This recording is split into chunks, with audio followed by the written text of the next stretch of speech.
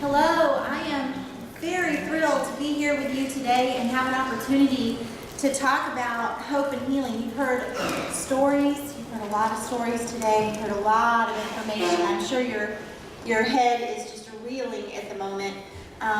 So I am really going to spend a little bit of time talking about my story just briefly so you can understand the basis for my book.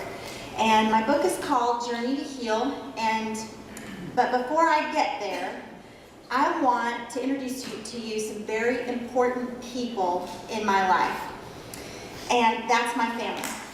Aside from being an author and a mentor for survivors of sexual abuse, I am first and foremost a wife and a mother of 3 and a nana to 2, and I'm in my 15th year of homeschooling. Woohoo! And it's very exciting to me. You know, these precious people right here have been my support system. They have been an integral part of my healing.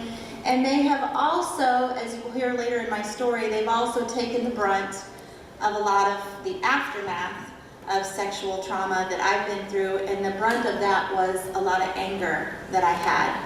And much of my anger was misplaced on those beautiful people right there. So I'm going to talk about that just a little bit and why all of this conversation today is so important, but it can't end here.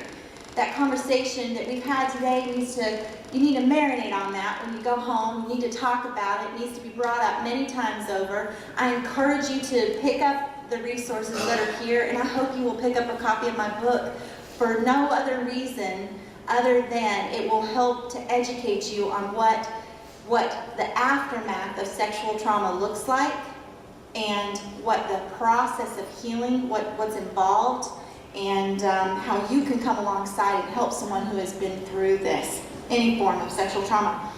So I am a survivor of childhood sexual abuse, but actually I like to refer to myself as an overcomer because honestly, the Lord has taken me through a lot of healing steps that has brought me to a point where I've learned how to not only survive, but really thrive. And that's the essence and passion behind my story I'm going to share with you today, and also the hope and healing I'm going to talk about. And one of my greatest passions is truly to help others find that same hope and healing that I have found. And so I do that through this book. This book has taken me, it took me 10 years to write.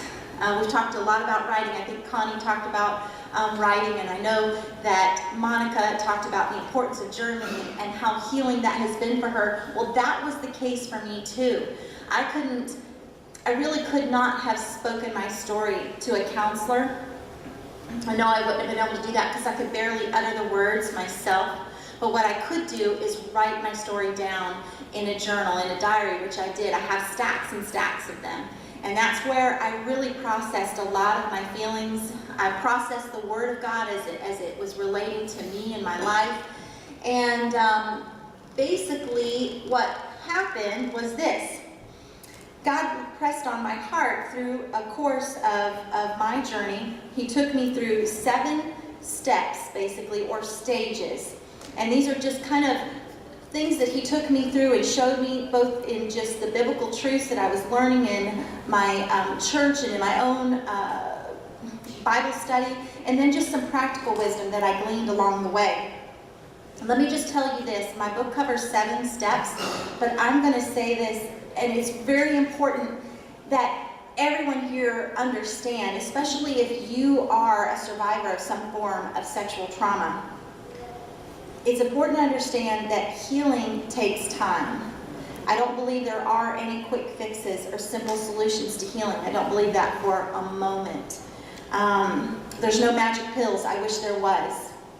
Healing can take really, truly a lifetime. And it requires intentional effort on the part of the victim, and it requires patient and very caring support of those around them. We talked, I think someone mentioned safe places and safe people, and that is exactly what is involved in the process of healing. But ultimately, I believe that sexual trauma leaves a soul wound that only God can heal. and that healing happens as we place our hope in Christ.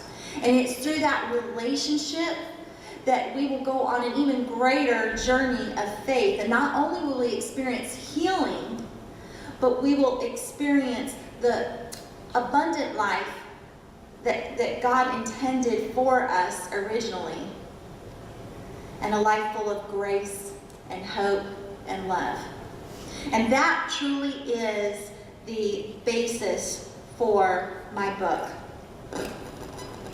Author and sexual abuse survivor Mary DeMuth once said, "I believe sexual abuse is Satan's greatest weapon against humanity." I couldn't agree with her more. And this weapon that he is wielding against humanity is wreaking havoc in our culture. As you have heard earlier, and I'm going to share these stats with you again just very quickly, very briefly, and that is this.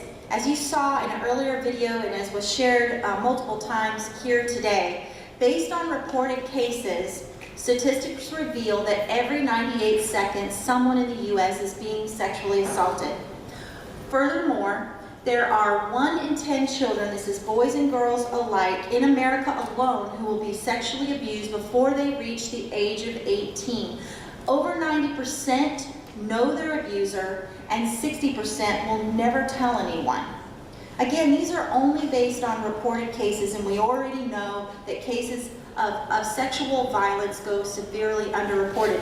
Finally, there are well over 42 million adult survivors of childhood sexual abuse in America. Well over 42 million. Men and women, just like you and me. And I want you just to let that sink in for a moment, because this isn't something that we just hear on a regular basis, really anywhere. So it's kind of like, wow, wait a second, what does that look like? Well, let me just tell you. According to the U.S. Census Bureau, there are approximately 252 million adults in America today.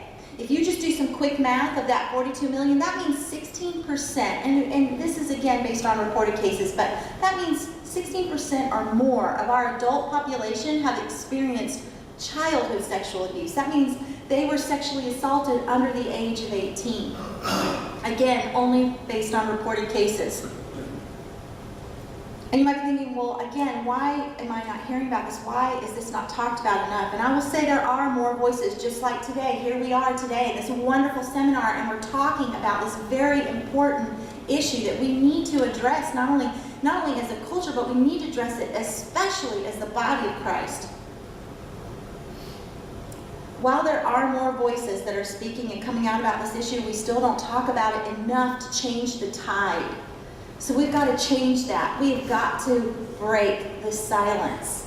Not just those of us who have been through sexual trauma, but those of us who care. Those of us who call ourselves believers. We have got to break the silence. We've got to talk about this. No matter how shameful, no matter how ugly, no matter how dark it is, we have to talk about it. We need to be in everybody's face about it. Because it's that serious. It's that serious, and it's worth it, okay?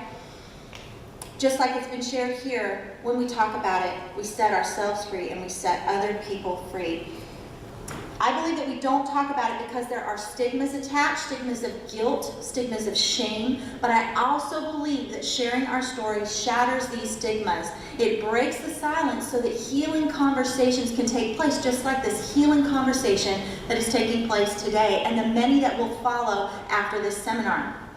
That is why I'm sharing mine with you today. Not because I'm brave, not because I'm bold, because honestly I'm not. I'm shaking in my knees right now. I've shared my story a bajillion times, and it's still hard every time. I'm one of the 42 million. I'm also one of the 90%, over 90%, who knew their abuser. I'm also one of the 60% who never reported her abuse. Like most survivors, my story is very complicated and messy. I did come from a two-parent home. My parents were teenagers when they had babies. They were just babies. They got married because of me, and they divorced shortly after. I think they lasted maybe 2 years. They went their separate ways. I spent a little bit of time with my dad, but I really didn't have a ongoing relationship with him until later in my life. So I lived with my mother. My mother remarried. That didn't work. She divorced. She remarried again. And it was this husband, this man, that brought about my first sibling. My mother, I was about 9 years old at the time. She remarried, and she was pregnant with my first sibling. And she, she loved this man, and I did too, because he was like a father figure to me. He seemed to really care about me as if I was his own child, and everything was absolutely wonderful until one night when it all changed. And that was the night that he first molested me. I was about 10 years old at the time. It was me, somewhere in there. It's when I had hair. I could not understand what was happening to me or why. And out of shock and fear, I kept silent. I was afraid of him, yes, of course, but I was also afraid of my mother, because I learned at a very early age that I should fear my mother. She was violent and she was volatile, and I never knew exactly what her responses were going to be, and she could be very abusive. So very early on, I became afraid of her response, and I was afraid that if I told her, she was going to blame me. So he continued to abuse me for the next 5 years. But in those dark years, I met Jesus. I was 13 years old at the time. I'll never forget it. We lived out in the sticks in this very rural area of Southwest Virginia. And when I say rural, I mean, I can't even claim there was a stoplight. There was no stoplight. I'm not even sure there's any stop signs. So we were out there. And it was a little Pentecostal holiness church. And I was invited to this little youth rally at this little Pentecostal holiness church, and so off I go. I have no idea what I'm getting myself into. Anybody in here been to a Pentecostal holiness church? Okay, well, it's an experience. So anyway, the preacher was preaching hellfire and brimstone. You have to imagine this man had white hair. He was very scary looking, and he was just, red-faced and very upset. And he was preaching about hellfire and brimstone, and the thought occurred to me as I was hearing all of what he was saying, and my little 13-year-old brain was thinking, I'm going to go to hell for what my stepfather's doing to me. I'm sure of that. So I did the most logical thing. When you're in that situation, you give your heart to Jesus. And that's exactly what I did.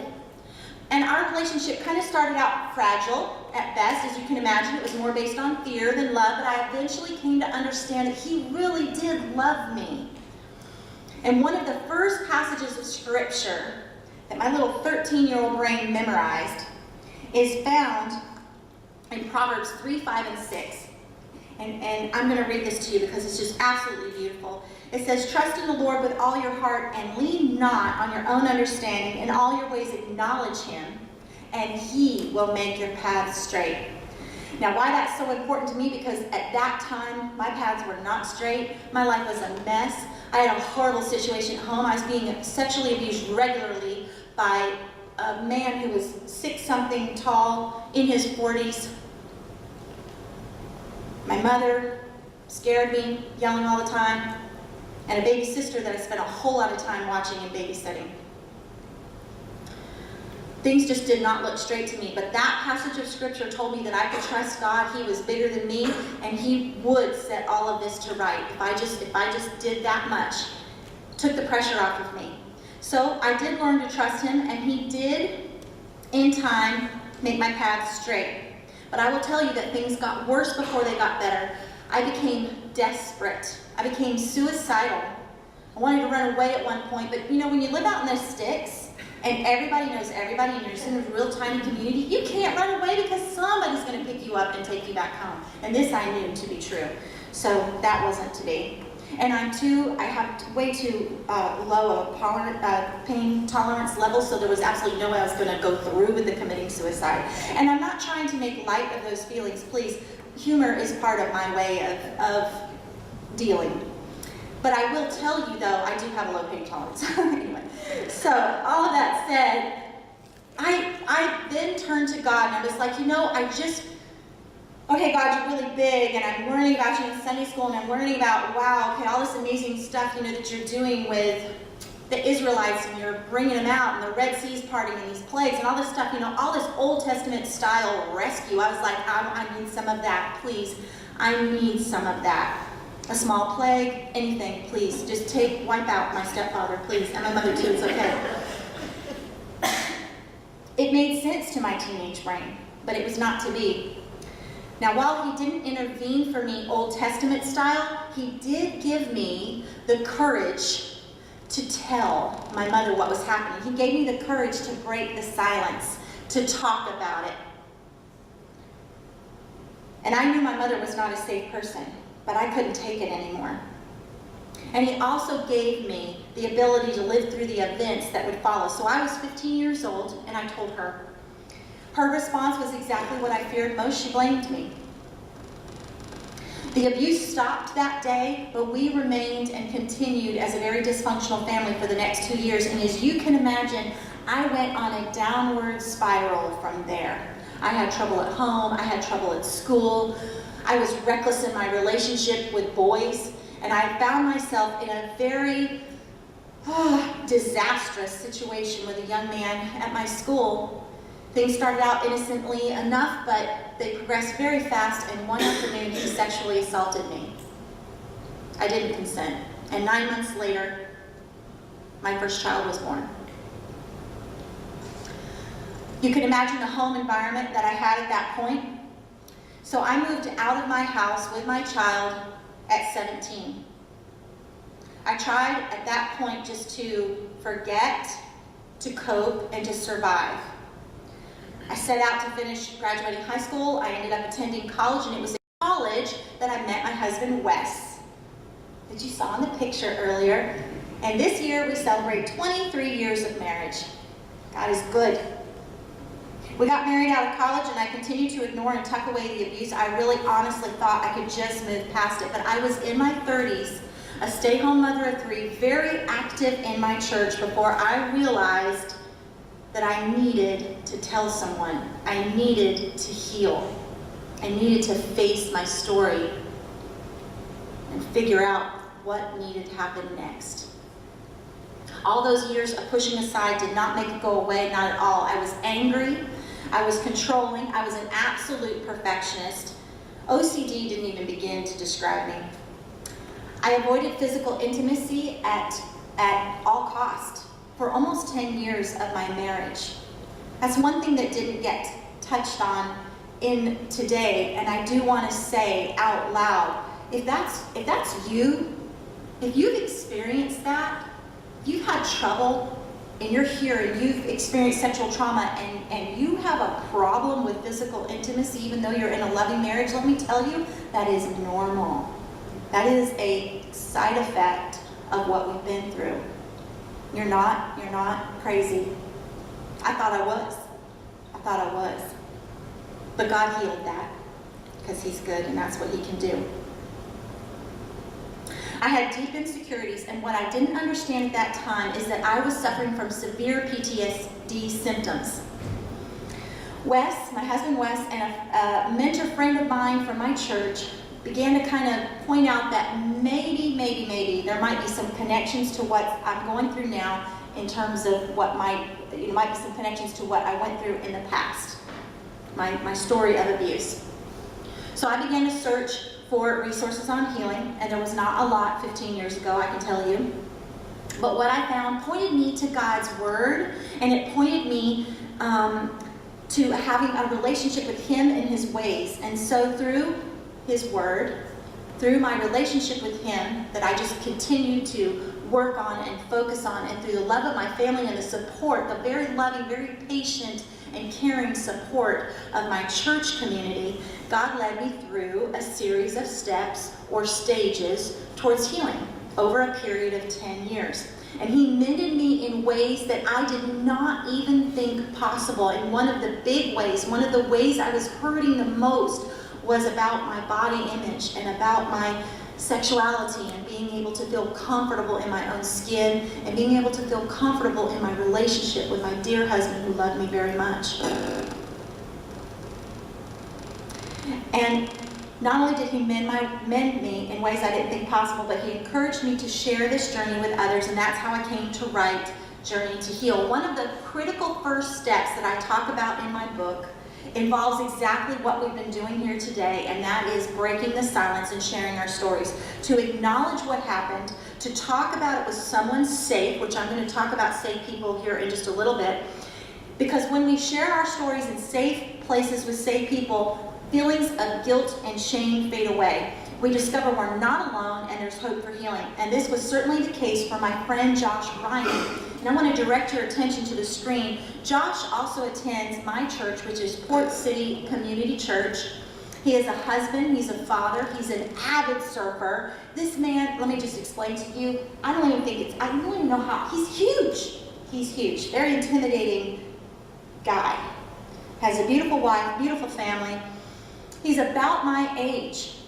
And for many years of his life, he has struggled with drugs and alcohol because of a story that he kept silent for all these years. And it's only in the last year that he came to realize that he needed to acknowledge his story of abuse in order to begin the journey to heal. So I'd like for you just to direct your attention to the screen, and we're going to hear Josh's story.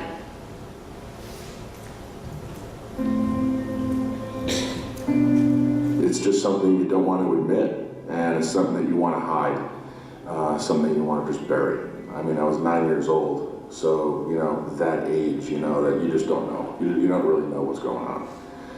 So, just coming to grips with the abuse, the sexual abuse, and feeling confident enough to start talking about it was a big step for me. In my case, burying it was just not healthy.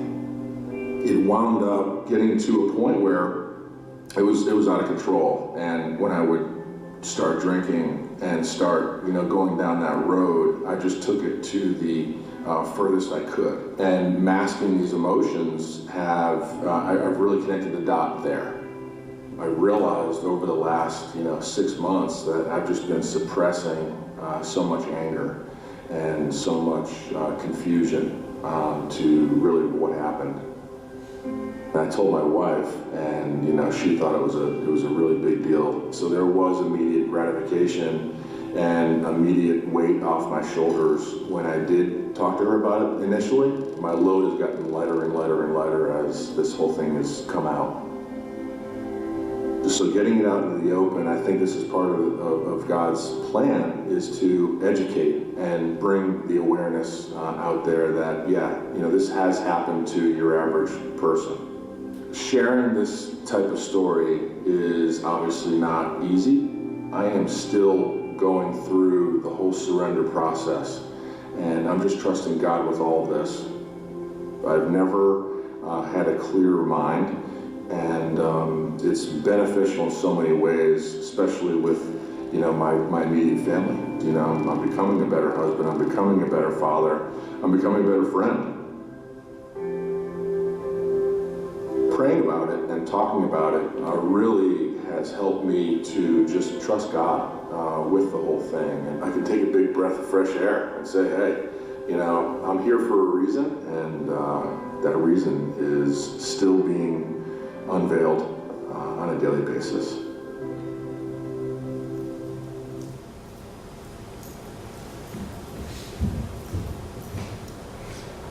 Josh's story is not uncommon at all.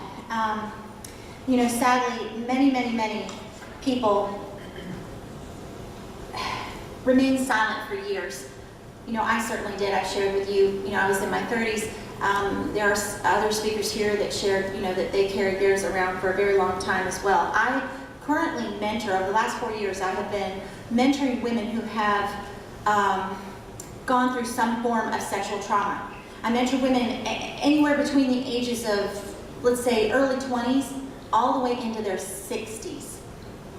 You would be surprised how many women will hold on to their stories, and they're in their early 50s, late 60s, and they've carried the weight around. They've been through marriage after marriage, situation after situation. They've tried drugs, they've tried alcohol, they've tried all kinds of things, coping mechanisms to kind of push back their stories. And they'll carry this before they realize that they need to talk about it. And I want to just say, I don't know your story here.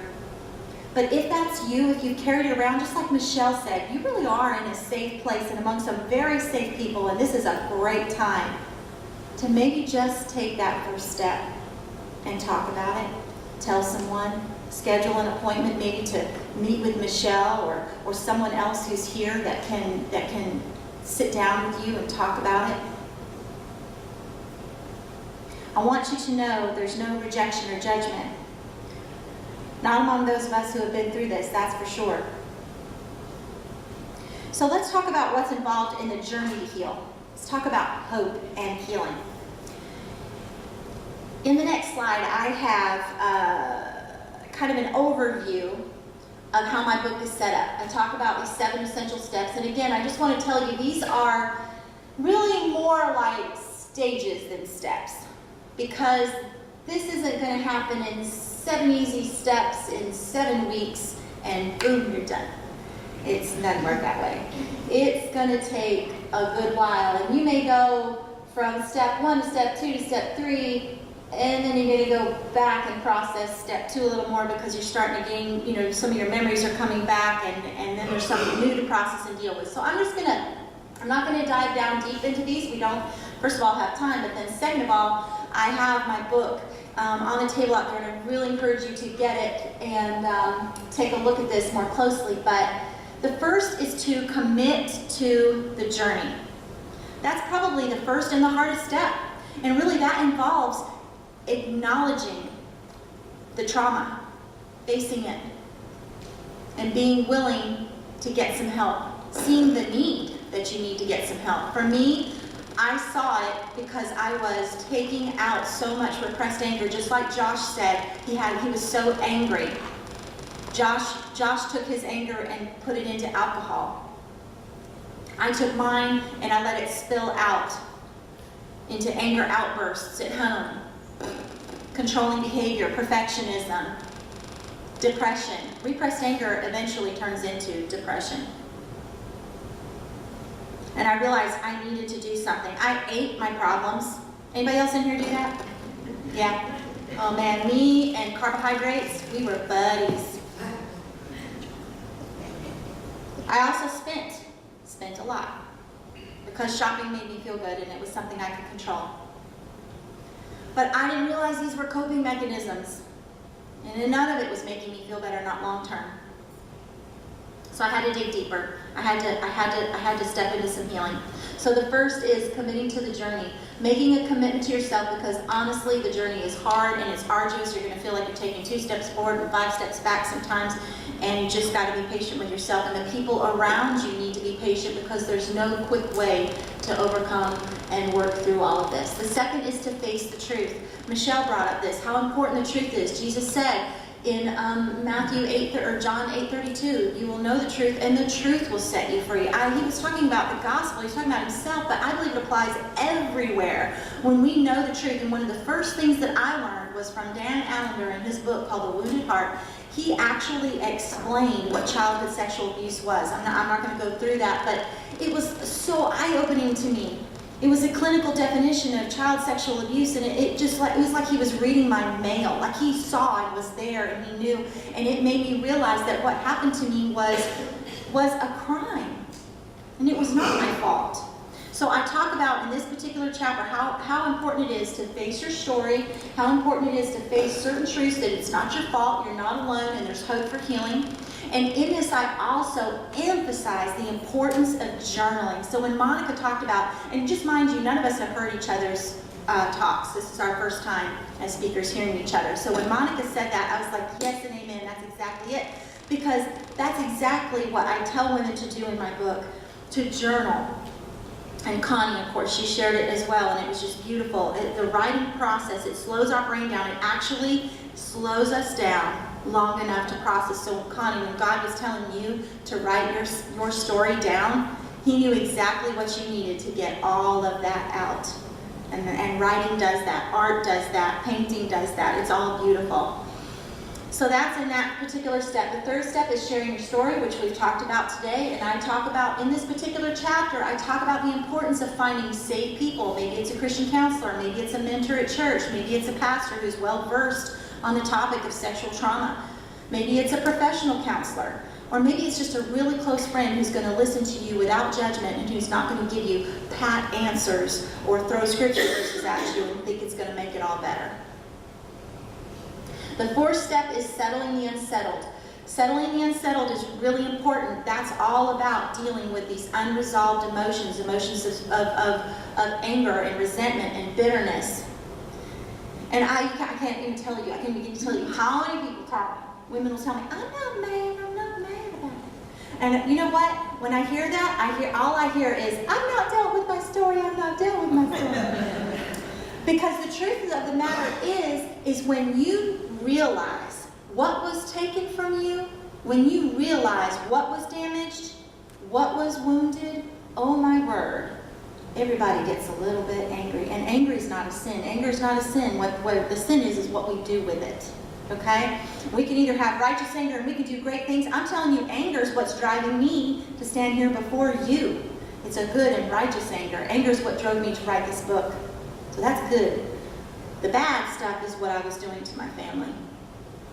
That's what you got to work through. So in that particular chapter, I talk about the importance of identifying where are those little residual hidden resentments, those bitter pieces of bitterness, and where is the anger, and who is it directed to? Let's figure that out. Can't possibly be everybody. It's got to be isolated to some very specific people.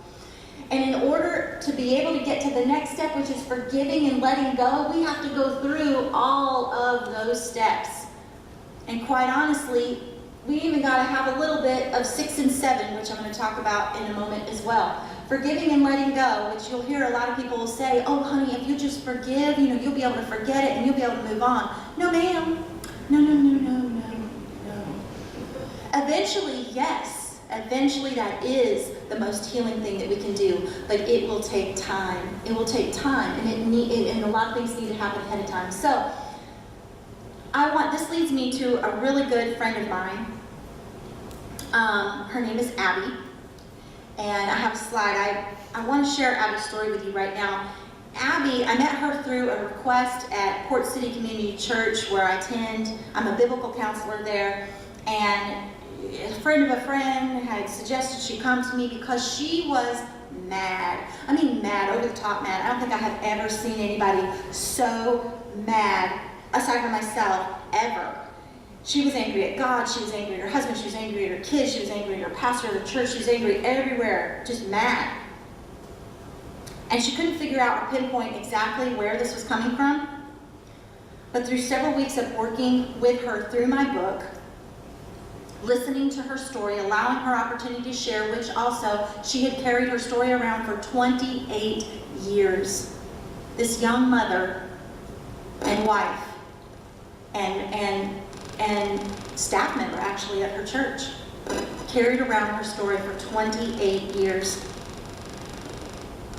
And so through our time of working together, she painstakingly also wrote her story down, and she began to realize that it was not her abuser she was angry with, but it was actually her parents for not coming to her defense, for not responding appropriately.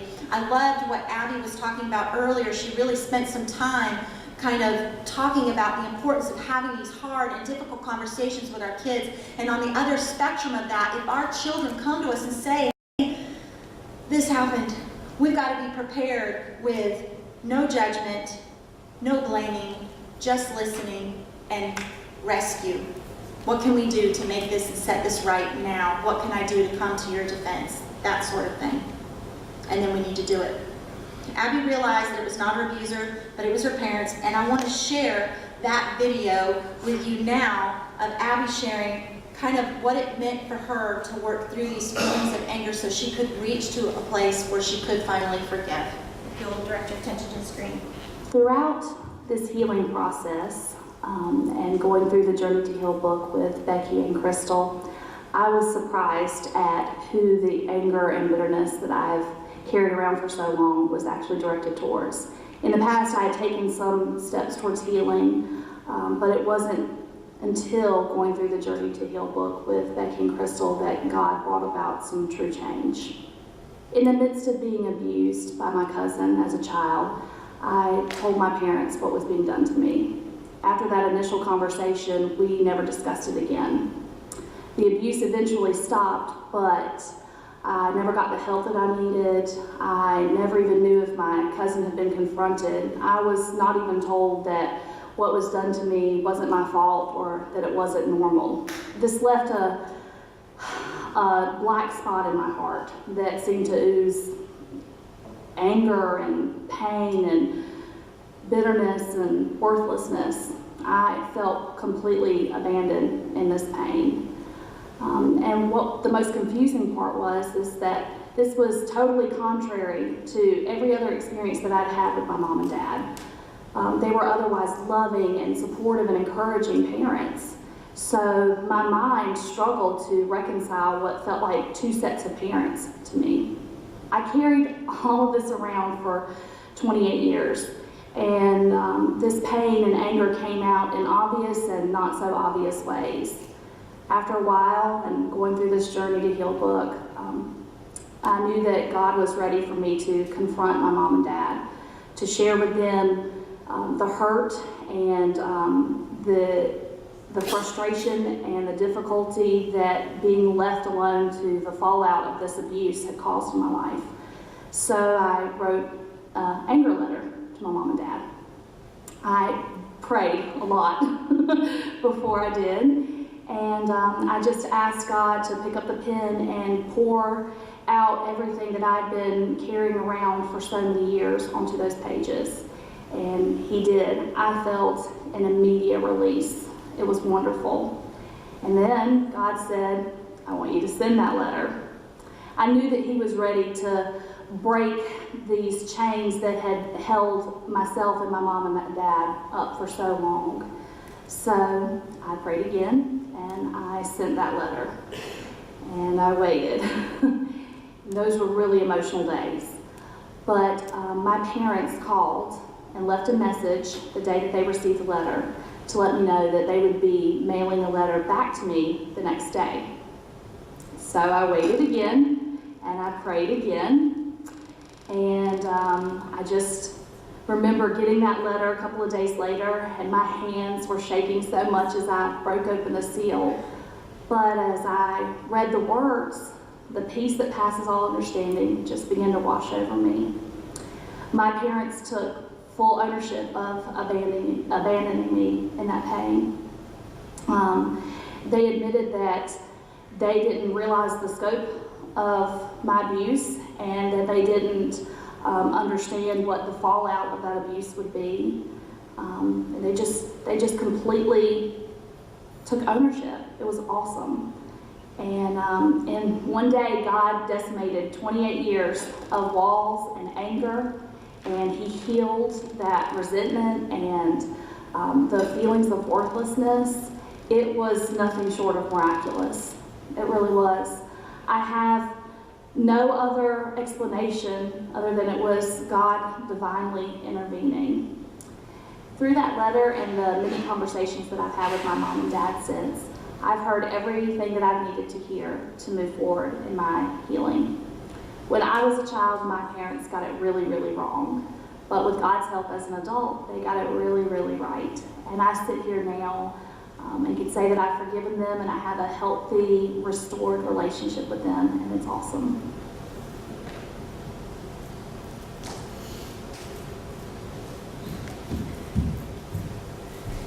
You know, I want to say this. You know, Abby, she's a sweetheart. She's in one of my Bible studies that I teach, and she is just an awesome woman of God. She has a passion for foster care. That's her, what she believes God has called her to, and that's what her family is a part of. And so her and her husband foster children, you know, as they can and as that works out. And I will tell you that, you know, Abby worked through probably the greatest part of her pain, which was her anger, which was the betrayal of her parents, the sense of abandonment. And she is still on this journey to heal in some other ways, but that was probably one of the biggest parts that she really, really needed to deal with. And she, you know, she's right. They still have a very beautiful relationship. They've connected in ways that they haven't and were not able to prior to that, and it's just a beautiful thing. I want you just to I want to just remind you that healing does involve a journey. It is not an event. It takes time. It takes the right support. It takes a great deal of trust and prayer, as Abby said, to move forward. And I want to just stop for a second. Perhaps someone here relates with one of the stories that have been shared. Maybe you relate with Abby's story, or Josh's, or Monica's, or Michelle's, or mine, or the other, folks that have spoken here. If you've experienced sexual trauma, I don't want you to think for a second that my book or anyone else's book is going to heal or fix this. It really is going to take, as I said earlier, an ongoing relationship with God, His Word, and His ways. That's really the greater journey to go on.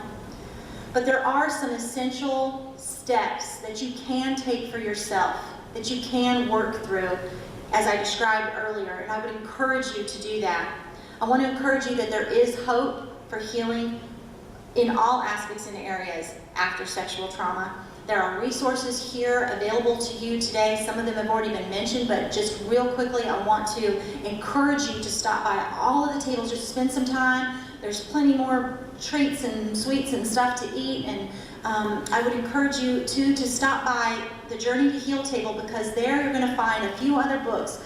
I don't have copies of those books here for sale. I have my book, but I don't have theirs. But my publisher also produced a book called Naming Our Abuse for men who have been sexually traumatized as children. There's 2 books for support systems and support people of someone who has gone through sexual trauma. The first is When the Woman You Love Was Sexually Abused, and the other is When the Man You Love Was Sexually Abused. So both of those kind of give some insight as to how to communicate, how to listen, how to read the signs and symptoms that are involved in ongoing healing for someone who's been through sexual trauma. We also offer an online study. It's actually a Journey to Heal. It's through my ministry, which is Journey to Heal Ministries, and it is called the Journey to Heal Online Study. And basically, it's a 7-week free online group, a private group that I go through with women. I have one coming up that actually starts May 7th. That's going to be in conjunction with a face-to-face Journey to Heal group that Michelle is going to lead, that starts the 11th of May. Mine starts May 7th, and basically I think it runs through June 18th, but it's a wonderful way to meet other women, and it is for women, but it's a wonderful way to meet other women who are going on this journey as well, and to kind of have someone hold your hand through this book. So maybe you're not here, maybe you're here and it's not your story, but you know someone who would benefit from this. I would encourage you to pick up some information about that at my table. Also, I do provide a women's retreat for women who want to go through my book, who either have already read it and gone through it, or who want to kind of start that journey. And I do a 2-day retreat with women. I have another one coming up in the fall. Also, there is obviously counseling available here. Michelle can connect you with resources for local counselors. And then for those of you who are caregivers, I want to just real briefly, as I'm closing, and I promise I am closing, if you'll go to the next slide, I want to just very, very briefly go over this real fast with you. And that is, if you're a caregiver, if you're a family member, a friend, or someone who works alongside someone who has the symptoms of possibly sexual trauma, or maybe you just know their story because they told you, or perhaps you find yourself in a situation where they want to tell you their story. I want to give you some guidelines, and you can also find these. There's 2 or 3 different kinds of resources on the table out there that goes over these as well, along with some other wonderful information. The first thing to do is to listen carefully. I've just got to say that. Listen very carefully. Listen more than you speak. Believe them, affirm them, encourage counseling if you think it's needed, encourage medical attention. If someone tells you that they've been sexually traumatized and it's happened within a week, be sure to encourage immediate medical attention. Don't judge them, don't blame them, don't minimize their story, and whatever you do, don't break their confidence. And you might think, well, I would never minimize their story.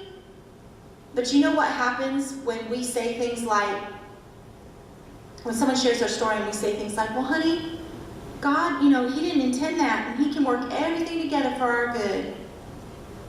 That's a beautiful truth. But when someone's sharing their story of sexual trauma with you, it's not something you say. When someone's grieving that pain, when they're in the initial throes of getting their story out, we can very quickly minimize their story with the Word of God. We can actually hurt them with the Word of God.